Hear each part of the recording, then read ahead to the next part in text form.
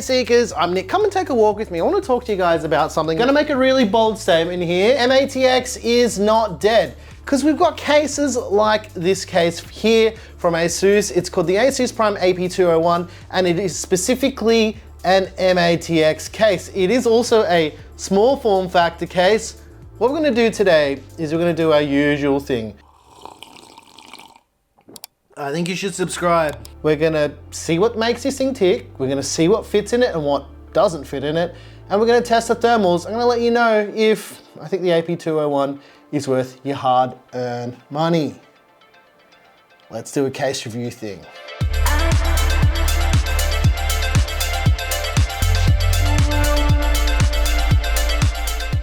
There's no tools to remove the panels. Basically, you just put your finger in this little groove on the back and pull the panel away from the case and lift it. The rear panel is the same deal here as well. Put your finger in the groove, pull out the panel, and away we go. Top panel is much the same. Put your thumb underneath this little flap that's hanging out, push up and pull the whole top panel away. And to remove the front panel, put your fingers underneath the bottom lip and pull from the bottom and the front panel pops off. None of the mesh panels that are removable on the case have any filtration whatsoever. However, there is a magnetic dust filter on the bottom of the case, which is removable. There is a cable raceway on the back of the motherboard tray here with these Velcro tie downs that are included with the case that appear to help with the cable management. On the back side of the motherboard tray, there's also tie down points for cable ties, as well as around the lip of the motherboard cutout as well. So there's large cutouts along the top of the motherboard area as well for cable pass-throughs, and there's cutouts along the bottom for things like your front panel connectors and large cutouts here for stuff like SATA or SATA drives. While we're back here, there is space for a single 2.5-inch SSD that can be installed on this removable drive sled. There is one more panel to remove and it requires removing these 4 screws here. And something I discovered while I was tinkering with this case a little bit is it might actually be possible to put in a much larger GPU, and that gives us access to the power supply area of the case. Essentially, you've got a maximum length of 180 mils for the power supply. Have you subscribed yet? I think you should. There's 2 screws holding in the cage, and if you remove these 2 screws here, if you look carefully, you can unhook it. You can either have the mounting in its default spot, which is where it is now. You can move it up to a higher position, or if you're feeling lucky, you can move it all the way up to the top spot, which may allow us to install a longer GPU than is recommended or as discussed in the documentation for the case. There's a single pre-installed 120mm fan, and this fan here is DC powered and not PWM powered, as you're probably seeing on your screen right now. Depending on the type of build you're going for, you can do 2 120mm fans on the bottom of the case.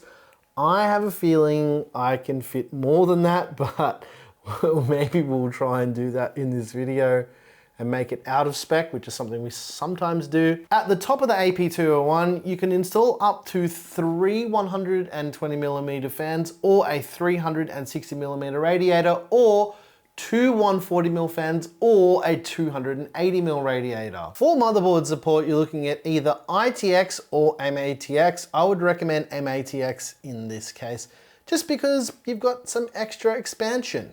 If you're air cooling in this case, the maximum height for an air cooler is 170mm. For GPU clearance, you're looking at 338mm, and this is the Gigabyte RTX 4080 AERO OC, and you can see that it just doesn't fit. However, if we remove this panel here and we move the power supply to the highest location, and if we're wary of the cables that are plugged into the power supply, I think, and I could be wrong here, I think we can actually put in a much bigger GPU. The main concern being with the width of the GPU.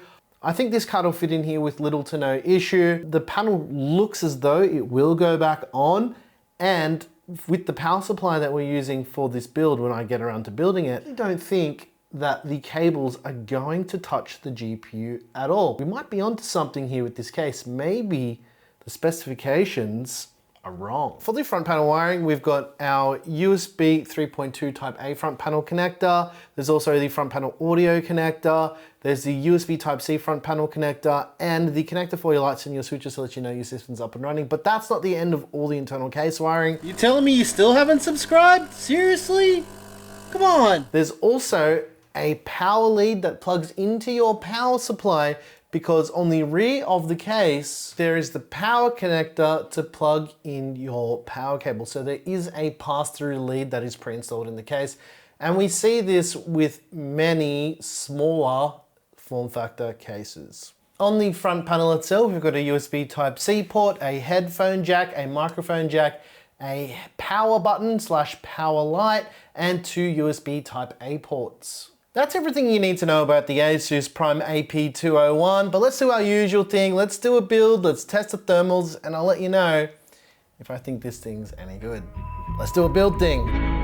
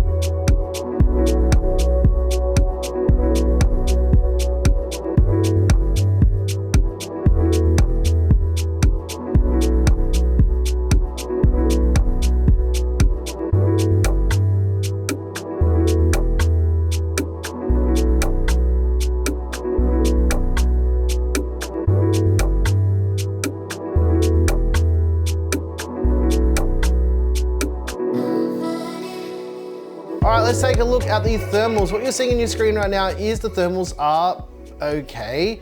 They're not terrible, but they're also not the best thermals, keeping in mind that this is a very small case. And when you build in small cases like this, you do make a few sacrifices. Because this is geared towards MATX, there could have been a few more allowances for thermals here.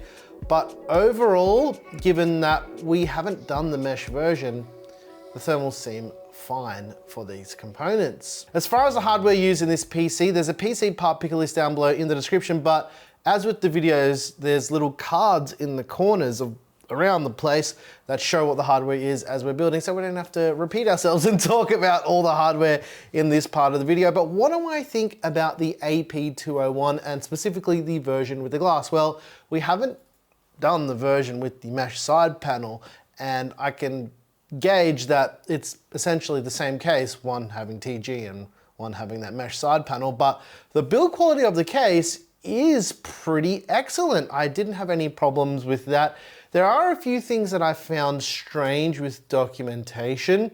The first being that there's no mention in the documentation, well, at least from what I could find, of mounting fans in the bottom of the case, and we clearly didn't have issues mounting fans in the bottom because there's holes drilled for that. So the fact that it's not mentioned anywhere is odd. I could be wrong, but I didn't see any mention of that whatsoever. In terms of cable management, the cable management is okay.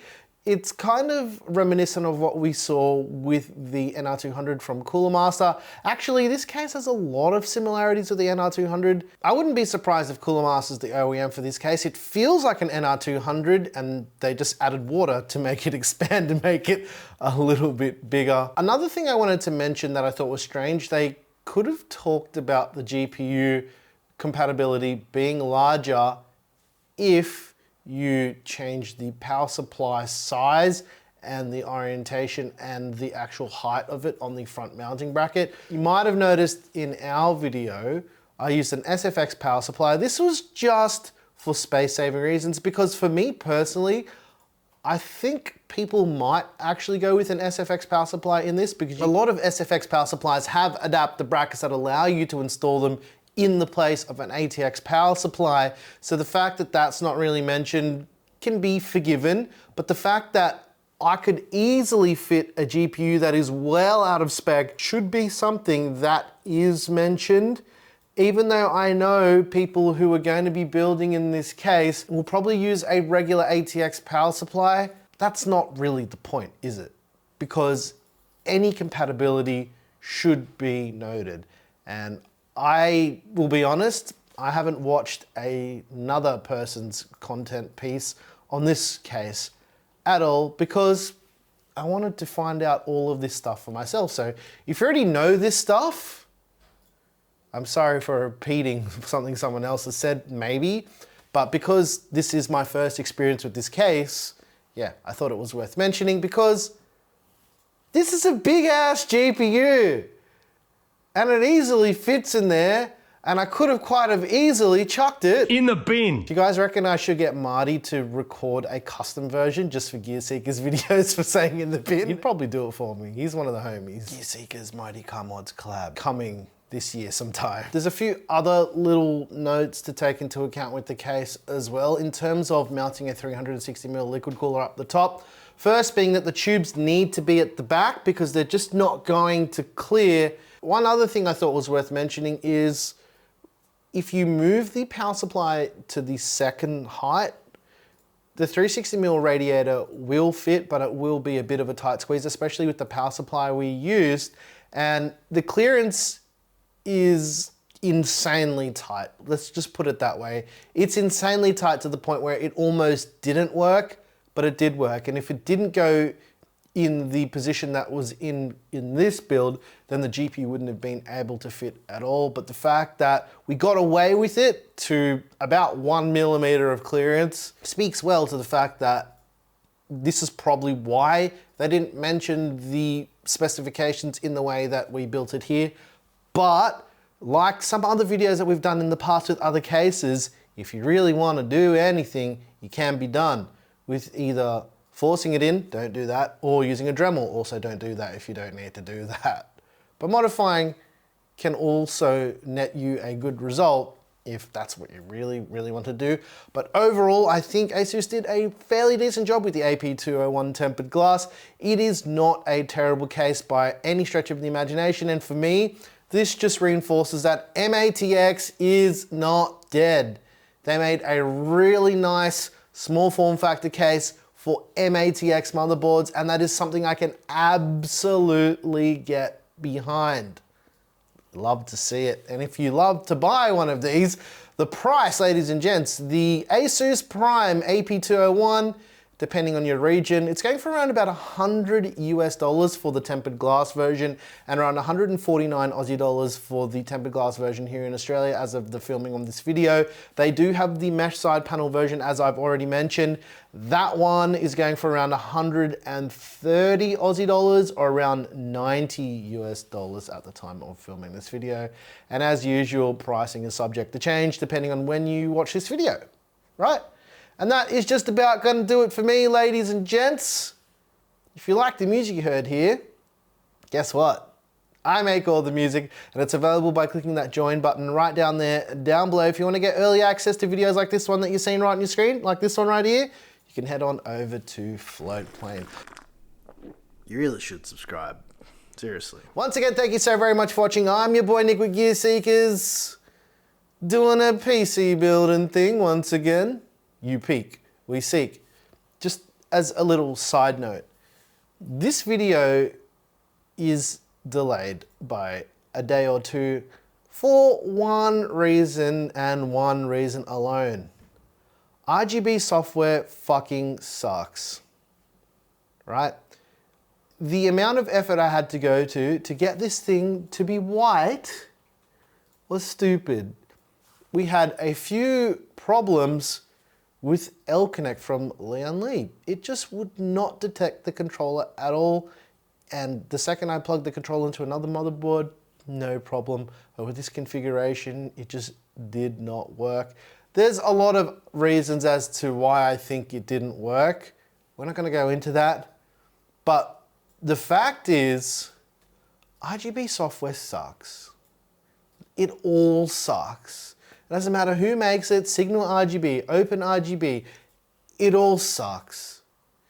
And the more that they tried to make unified solutions for RGB, and the more they try to standardize stuff, the more fragmented it gets. I don't have a solution, but those are just my thoughts on RGB.